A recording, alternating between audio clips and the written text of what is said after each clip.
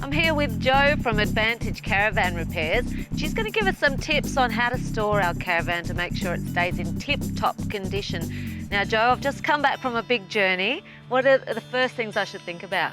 Well, some of the things that you need to think about when you're getting home from your trip is how do you store your caravan?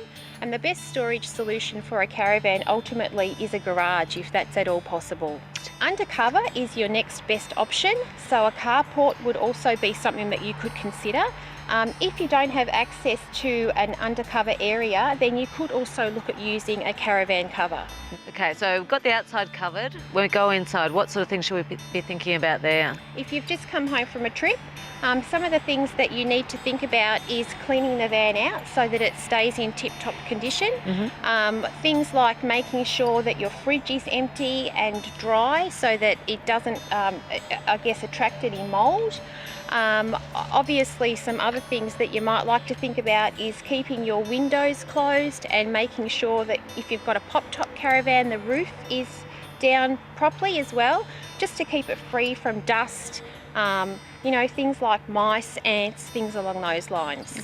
I have heard it's a good idea not to completely rely on the brake, the handbrake, and to chock up the wheels. Would you agree with that? Yeah, most definitely, especially if you're parking your caravan on an angle.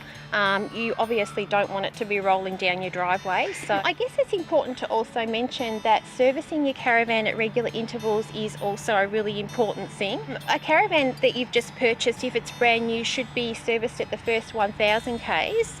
But if you're really getting into caravanning, it's important to be aware that it does need to be serviced every 10,000 kilometres. Is that right? Absolutely. Well, thanks, Jo.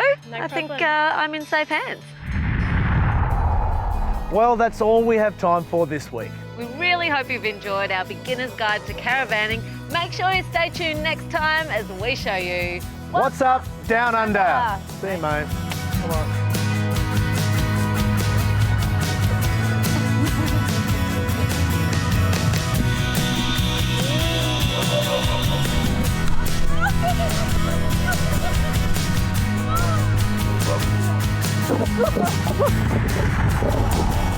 What's up, Down Under?